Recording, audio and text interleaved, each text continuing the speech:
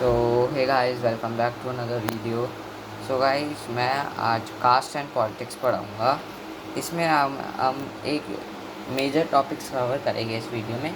और cast and politics वैसे तो gender, religion, caste, class, strength के हिसाब से अलग अलग जेंडर, रिलीजन, कास्ट में रखा हो। तो हम स्टार्ट करेंगे थर्ड से, कास्ट वाले से, कास्ट एंड पॉलिटिक्स। तो इसमें हमें बताया जाता है कि एक कास्ट दूसरे कास्ट से कितनी बड़ी है। जैसे पिछले समय में कास्ट डिवाइड हो रखी होती थी, ब्राह्मण, शूद्रास, वैश्यास, ऐसे तरीके से डिवाइड हो रखी होती थी।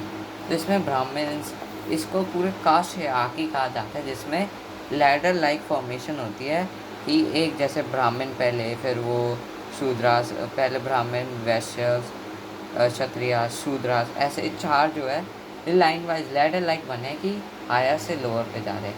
तो ये तो ये कास्ट हियरार्की है जो यहाँ पे कहीं लिखा है, कास्ट हियरार्की।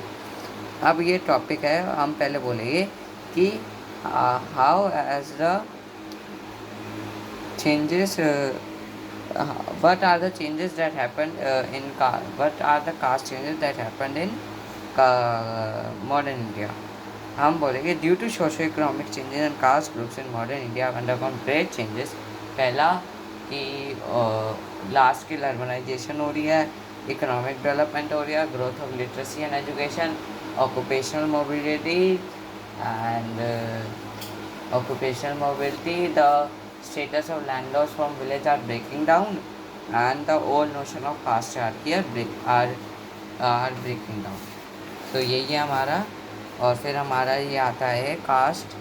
अब मैं आपको इसकी ट्रिक बता रहा हूँ। बच्चे ज़्यादातर कंफ्यूज होते हैं कि कास्ट पॉलिटिक्स में कैसे आता है और पॉलिटिक्स कास्ट में कैसे आता है, सेम ही टर्म है ना। तो इसके लिए मैं यहाँ पे देखो, मैंने लिखा है CP मतलब कास्ट एंड पॉलिटिक्स, UF याद रखना शब्द। तो अब UF का मतलब है universal adult franchise.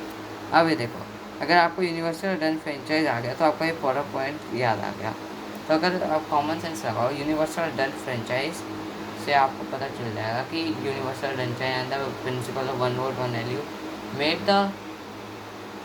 made the political parties to gear up in political mobilization and gathering support. अब सपोर्ट से आपको याद आ गया कि when parties choose candidates in election, they keep in mind the caste composition of the electorate, and to win election,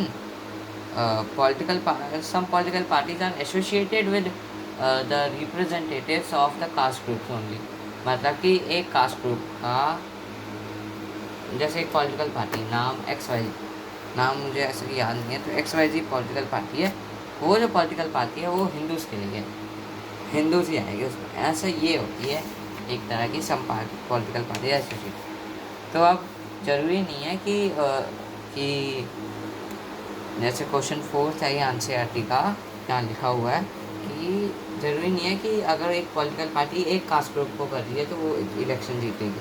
तो अगर आप देख सकते हैं, no parliament constituency in the country has a clear majority of one single caste, so every candidate and party needs to win the confidence of more than one caste and community to win election. इसका मतलब कि एक पूरे उस political party में से ऐसी एक भी कम्युनिटी नहीं है जिसका पूरा majority of one single caste group है। therefore the political party need to ensure that they gather support of more than one political party. दूसरा, no political party wins the votes for all the voters in a political party, in a caste group, in the caste group or county. When people say that the caste is a vote bank, they usually means that the large proportion of the people of the voters in that caste group vote the respective party. And then इधर लिखा है हमारे, many political parties may put some candidates from the same caste. If the caste is believed, अगर cast को believe है कि वो dominate करेगी इलेक्टोरेट में, मतलब उसकी percentage of people in voters उस कास्ट ग्रुप में जाते हैं, तो तब पॉलिटिकल पार्टीज पुट कर सकते हैं कैंडिडेट्स। और फिर the ruling party and the sitting MLA और MPs lose election, this would not happen if all caste and communities were frozen in their political preferences. मतलब कि एमपीज और एमएलए और रूलिंग पार्टी भी तो हार जाती है। क्यों हारती है? क्योंकि वो इसलिए हारती है क्योंकि ज़रूरी नहीं है कि सारे जो वोटर्स हैं वो उनकी जो पॉलिसीज़ वो निकालते उससे खुश हो। कुछ वोटर्स परेशान भी हो जाते हैं। जैसे अभी हमने देखा पिछले आई थिंक 2-3 साल में आंदोलन हुए थे वो उसके फार्मर्स के। तो वो कुछ बाकी सब कुछ हुए, फिर फार्मर्स कुछ हुए, तो वो आंदोलन है, फिर वो बैन कर दिया गया। अब दूसरा है how does caste get politics, मतलब पॉलिटिक्स इन कास्ट। तो इसमें मैंने बताया, इसमें हम देखें पीसी से हमें आएगा backward and forward caste groups, नई कास्ट ग्रुप्स है। तो हमारा ये पूरा पॉइंट तीसरे वाला याद हो। अब ये याद हो जाएगा तो हम बोलेंगे each caste group tries to become bigger by incorporating another caste group or sub caste group or neighboring caste group into it which were earlier excluded from it. इसके बाद बोलेंगे हम कि various caste groups are required to enter into coalition and thus enter into a dialogue and negotiation. फिर हम बोलेंगे new kinds of caste groups are backward and forward caste groups. बस chapter ख़त्म कास्ट वाला। तो ये वाला इसमें चौथा number shade caste can no longer determine state how caste inequalities are still continuing in India. इसका मतलब यही है कि कास्ट इनइक्वालिटी, ये यहाँ लिखा है caste inequalities are happening in India. कि जैसे मैंने बता दी कि मॉडर्न इंडिया में ये है पहला मैंने मार्क करा हुआ है, ये आपको लर्न करना है।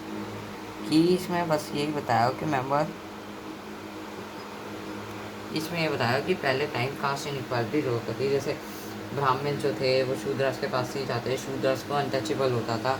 ऐसे ही इन्हें बताया गया कि कास्ट सिस्टम जो था वो इसलिए था कि जैसे अगर एक कास्ट ग्रुप से एक पर्सन है, लेट्स से रोहन, तो वो रोहन एक ब्राह्मण है, तो वो एक ब्राह्मण से ही शादी करेगा जो ऑब्वियसली डॉटर होगी किसी की। वो ये नहीं कि वो शूद्रा से शादी करेगा, वो एक ब्राह्मण से ही शादी करेगा वहाँ।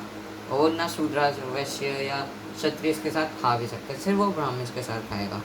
ये होता था कास्ट इनइक्वालिटीज़। तो यही है, कास्ट हमारा चैप्टर डन हो चुका है। तो like, subscribe and share to all friends.